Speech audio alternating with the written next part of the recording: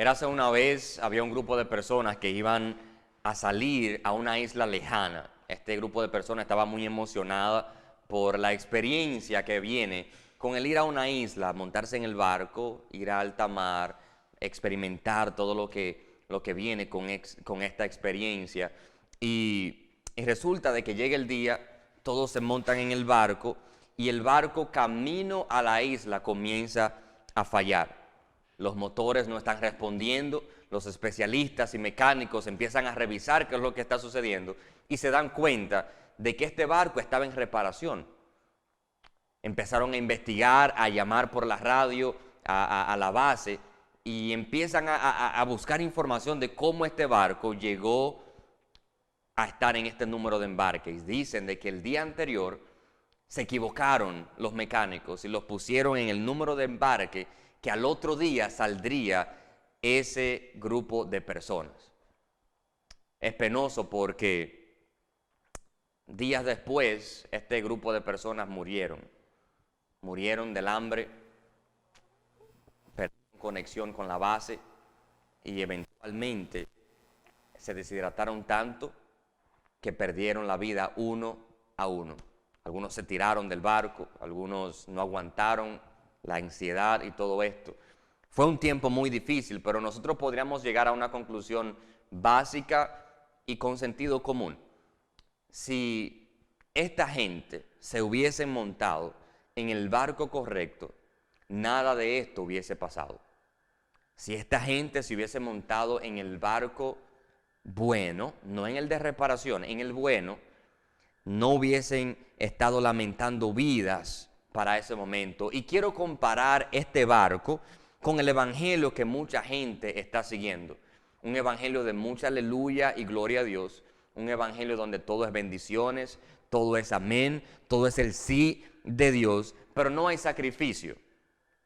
Todo es gozo y no hay sacrificios. Y podemos llegar a la conclusión de que los sacrificios pues nos ayudan a echar raíces. Nos ayudan a echar raíces y tenemos que tener mucho cuidado con esto. A veces nos acercamos a Dios basado en un evangelio que no es por definición el barco en el que deberíamos de estar montados.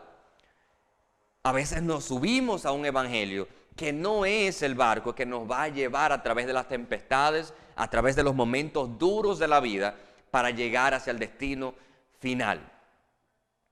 Entonces, ¿cuál es el evangelio que debemos de estar predicando? ¿Cuál es el evangelio que debemos de propagar? Porque con los tiempos el evangelio ha sufrido mucho. Definitivamente ha sufrido mucho. Mucho legalismo de por medio, muchas reglas de humanos de por medio. Pero ¿cuál es el evangelio real que hoy deberíamos de estar predicando? Yo quiero que vayamos a Hechos capítulo 2, versículo 36 al 42. Hechos 2, 36 al 42, dice de la siguiente manera: sepa pues ciertamente toda la casa de Israel que a este Jesús a quien vosotros crucificasteis, Dios le ha hecho Señor y Cristo. Al oír esto se compungieron de corazón y dijeron a Pedro y a otros apóstoles: varones hermanos, ¿y ahora qué haremos?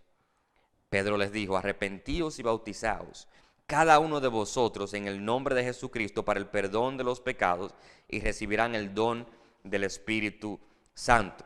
Porque para vosotros es la promesa y para vuestros hijos, para todos los que están lejos, para cuantos el Señor, nuestro Dios, llamare. Dice el versículo 40. Cuando otras muchas palabras testificaba y les exhortaba diciendo: sed salvos de esta perversa generación. Así que los que recibieron su palabra fueron bautizados y se añadieron aquel día como 3,000 personas. Y perseveraban en la doctrina de los apóstoles, en la comunión unos con otros, en el partimiento del pan y en las oraciones. Padre, habla a tu iglesia, habla a aquellos que están escuchando ahora en vivo y a aquellos que van a escuchar a través de YouTube, de uno de los podcasts, pero habla, Señor. Habla de acuerdo a la necesidad de aquellos que nos escuchan. En el nombre de Jesús, amén y amén. Nosotros definitivamente vivimos en un tiempo en el que todo el mundo tiene una voz. Ahora con el tema de las redes sociales, si tú eres cantante, puedes cantar lo que quieras. Si eres escritor, puedes escribir lo que quieras. No importa lo que tú seas, tú lo puedes exponer ahí. Hay lugar para toda clase de personas. Y posiblemente cualquier joven de 15, 16, 20 años, desde la habitación de su casa puede tener millones de seguidores. Hay una plataforma ahora que se llama TikTok, que está haciendo mucha gente famosa alrededor del mundo. Pero nosotros tenemos que estar conscientes de esto, porque asimismo hay mucha gente que está predicando un evangelio a través de las mismas plataformas. Un evangelio que no es necesariamente el evangelio original, el mensaje original que Dios le mandó a su iglesia. El mensaje original que la iglesia primitiva le predicaba a las personas. Y tenemos que tener mucho cuidado con lo que predicamos. Y cuando digo lo que predicamos, no estoy hablando solamente de predicadores de la palabra desde un púlpito con un micrófono. Estoy hablando de que tengamos cuidado lo que tú y yo estamos predicando, porque se supone de que todos somos llamados a predicar el evangelio. Todos somos llamados a llevar a cabo la gran comisión. Pero podemos llegar a la conclusión de que a veces estamos escuchando muchas personas en las redes sociales predicando sobre tanta gloria, tanta unción, que el evangelio va a resolver tus problemas, y la gente empieza a llegar al evangelio para la solución de sus problemas y no por convicción de que necesitan de Jesús, de que necesitan a Jesús. El evangelio no es un producto que necesita ser mercadeado para que la gente lo compre.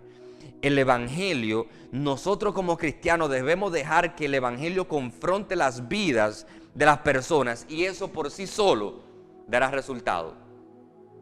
Voy a repetir esto de nuevo.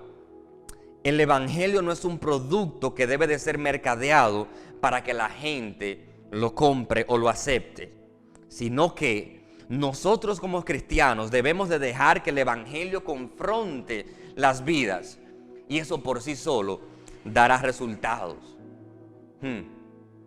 Si vamos a la Biblia, Hechos capítulo 2, si le damos contexto, no podemos comenzar en el mismo capítulo 2. Tenemos que irnos a Juan capítulo 14, donde Jesús empieza a hablar de que Él va a su Padre y de que muchas moradas hay espacio para nosotros, sus seguidores, nosotros los creyentes, que Jesús es el Mesías y Salvador del mundo. Y después en el versículo 6 dijo: y yo soy el único camino, verdad y vida, y nadie llega al Padre si no es por mí. Nadie llega a ese lugar. Pero en el versículo 16 dice que Él se iba, pero no nos iba a dejar solo. Dice que iba a enviar al Consolador, le iba a pedir a su Padre que enviara al Consolador, que estaría con nosotros y nos guiaría a toda verdad. Si algo sabemos es que los discípulos de Jesús estaban conscientes que Jesús iría al Padre. Ellos estaban conscientes que que el Espíritu Santo vendría a la tierra. Lo que ellos no sabían exactamente era cuándo el Espíritu Santo iba a llegar. Por eso Lucas en Hechos capítulo 1 versículo 5 tiene que decir: porque Juan ciertamente bautizó con agua, mas vosotros seréis bautizados con el Espíritu Santo dentro de no muchos días. Los discípulos estaban convencidos de que el Espíritu Santo en algún momento iba a llegar. Ellos sabían de que algo dentro de no muchos días iba a suceder. Y yo me pregunto si la iglesia hoy en día está siempre a la expectativa de que Dios siempre en cualquier momento puede hacer algo. ¿Será que la iglesia, será que cristianos crean la expectativa de que Dios puede hacer maravillas y milagros en cualquier momento, independientemente de dónde nos encontremos o en qué etapa de la vida nos encontremos? Las expectativas van de la mano con la fe. Si tienes fe, tienes expectativas de que Dios algo va a hacer. Y de ninguna manera voy a decirte de que tus expectativas van a controlar lo que Dios va a hacer en tu vida. Pero sí algo puedo decirte, y es que en Efesios capítulo 3 versículo 20 dice: aquel que es poderoso para hacer todas las cosas mucho más abundante de lo que pedimos o entendemos, según el poder que actúa en nosotros. Yo no sé lo que Dios hará en tu vida, pero lo que sí sé es que Dios tiene el poder para sobrepasar tus expectativas. Lo que sí sé es que Dios puede hacer cosas más allá de lo que puedes pensar o imaginar. Ese es el Dios al que le servimos. Ese es el Dios al que le servimos. Pero si seguimos con la historia, nos damos cuenta de que llegó el día. Llegó el día de Pentecostés, el día en el que el Espíritu Santo llega donde están los 120. Dice la palabra de Dios de que ellos empezaron, el Espíritu Santo repartió lenguas y muchas personas quizás pensarán de que fueron lenguas de esto que escuchamos hoy en día, de rama pentecostal, si le pondríamos algún nombre. Otras personas piensan de que ellos estaban hablando en su idioma natal, pero el milagro real era que ellos hablaban en su idioma y los otros, los demás, escuchaban el mensaje en su idioma materno. Otros piensan de que sí, realmente ellos estaban hablando idiomas, pero lo que yo creo que estaba sucediendo aquí es que el Espíritu Santo repartió lenguas como de fuego, y yo estoy hablando desde aquí, y todo el que me está escuchando, cada quien está escuchando en su idioma natal, en su idioma madre. Entonces, ¿qué sucede? De que ellos empiezan a decir: pero estos son galileos. No se supone de que ellos estén hablando en lenguas. No se supone de que esta gente sean tan inteligentes como para hablar en nuestro idioma. ¿Qué es lo que está sucediendo? No se supone que esto suceda. Pero yo me atrevería a decir de que Dios es el Dios de los no se supone. Yo me atrevería a decir de que la ciencia, lo natural, llama a los milagros esto no se supone. Y yo creo en los milagros. Yo creo en un Dios que sobrepasa los no se supone y llega a hacer su voluntad por encima de lo que la gente piense. No se supone que los galileos hablarían en mi propio idioma natal. No se supone de que mi negocio vaya a florecer. No se supone de que mi familia vaya a elevarse como las águilas por la trayectoria que ha tenido hasta ahora. No se supone de que tú seas sano de cáncer. Pero déjame decirte algo. No se trata de lo que se supone. Se trata de lo que Dios puede hacer. Los no se supone van de la mano con la lógica humana. Pero Dios va más allá de la lógica humana. Y si somos honestos, podemos decir de que no se supone de que tú y yo estuviéramos aquí. No se supone de que tú estuvieras donde estás. No se supone de que Dios te haya libertado de lo que te libertó anteriormente. No se supone. No se supone que estos galileos están hablando en el idioma natal de todo el que está escuchando. Algunos empezaron a decir: esos están borrachos, están llenos de mosto. Y Pedro sale y da una respuesta. Y todo esto que le estuve diciendo es el contexto para entrar en el mensaje. Es un mensaje corto, pero quería que entendamos esto, para que entendamos en qué lugar se encuentra Pedro delante de toda esta gente que acaba de experimentar lo que Dios acababa de hacer. Pedro se pone de pie y les dice: esta gente no está borracha. Son las 9 de la mañana y usted está diciendo que esta gente está borracha. Y entonces en el versículo 16 empieza a explicarles lo que estaba sucediendo aquí. Y él dice: hoy hemos visto el cumplimiento de lo que Dios nos prometió por medio del profeta Joel. En los últimos tiempos le daré a todos de mi espíritu. Hombres y mujeres hablarán de mi parte, y los jóvenes le hablaré en visiones, y los ancianos tendrán sueños. También en esos tiempos les daré de mi espíritu a los esclavos y a las esclavas para que hablen en mi nombre. Dice el versículo 21. Pero yo salvaré a todos los que me reconozcan como su Dios. Este es el evangelio. Y continúa y dice: todos los que oyeron estas palabras se pusieron muy tristes y se preocuparon.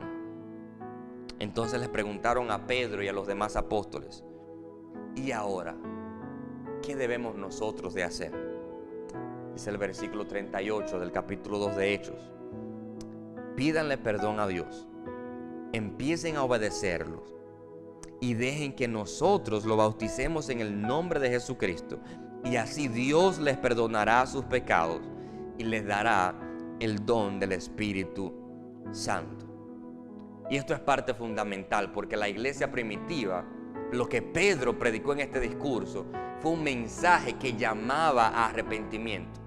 Era un mensaje que le dejó saber a aquellos que estaban escuchando: hay algo mal conmigo. Es un mensaje que confronta, es un mensaje que te deja saber el peso de culpabilidad que tienes y te hace consciente de que necesitas a Jesús y de que sin Jesús no eres nada, y que hasta ahora has sido un hombre inicuo, un hombre de pecado. Ahora la gente va a la iglesia que habla lo que ellos quieren escuchar. Ahora la gente visita iglesias, no que necesariamente predique el mensaje original. Mucha gente va a iglesias donde se predique con parcialidad el evangelio, donde ellos sean los héroes y Jesús sea un gran complemento. Ese no es el evangelio. El evangelio no está supuesto a hacerte sentir bien. El evangelio está supuesto a confrontarte. El evangelio donde nosotros somos los héroes no es el evangelio. Y yo quiero decirte: volvamos al mensaje original, volvamos a ese mensaje que confronta, volvamos a ese mensaje que convence de pecado, volvamos a ese mensaje que no tapa el pecado, sino que lo descubre, que lo saca a la luz para que venga el arrepentimiento a la vida de las personas. El evangelio de ayer sigue siendo el mismo de hoy. Nosotros sin Jesús estamos perdidos. Sin Jesús no podemos avanzar. Sin Jesús no podemos ser salvos. Nuestros esfuerzos no pueden llevarnos hacia Dios. Jesús es el único que puede llevarnos hacia Dios, hacia el Padre. Jesús es lo que necesitábamos, Él es lo que necesitamos y es lo que seguiremos necesitando hoy, mañana y por siempre. Este es el evangelio. Y tenemos que recordar esto: no nos montemos en este barco que está en reparación. Este barco que anda en la sociedad de hoy en día, predicando un evangelio que nos hace sentir bien, pero no un evangelio que convence de pecado. Evitemos montarnos en ese barco de manera simbólica, comparándolo con el evangelio. Evitemos montarnos en ese barco que pronto se irá a la deriva, pronto quedará naufragando, y pronto los que están sobre el barco van a morir porque no tienen raíces. Escuchan un evangelio que solamente alimenta su oído, pero no tiene ningún efecto de transformación en su corazón. Todo mensaje de la predicación que te eleve a ti, que te haga sentir con que tú puedes y pone a Jesús en un segundo plano, no es el evangelio. Porque el evangelio sin Jesús en el primer lugar, sin Jesús en el único lugar, no es el evangelio. No es el evangelio. El mensaje real es que Jesús y más nada es el evangelio. Si estás escuchando predicadores, influencers, motivadores personales diciéndote de que tú sí puedes, y trabajando con Jesús como si Jesús fuera un buen complemento, te ayuda en la vida, te ayuda en esto, eso te trae buena vibra, te trae... No. Ese no es el evangelio. El evangelio no se trata de buena vibra. El evangelio se trata de transformación que Jesús puede hacer en nuestros corazones, y a partir de ahí entonces podemos vivir una vida bendecida en Él. Póngase en actitud de oración y oremos. Padre Celestial, gracias por esta palabra. Gracias por hablarnos, Señor. Permite que esta palabra llegue a lo más profundo de nuestros corazones. Y si estábamos en un barco que iba a la deriva, si estábamos en un barco que estaba en reparación, que salgamos de ahí, Señor, y que nos montemos en el barco que es seguro.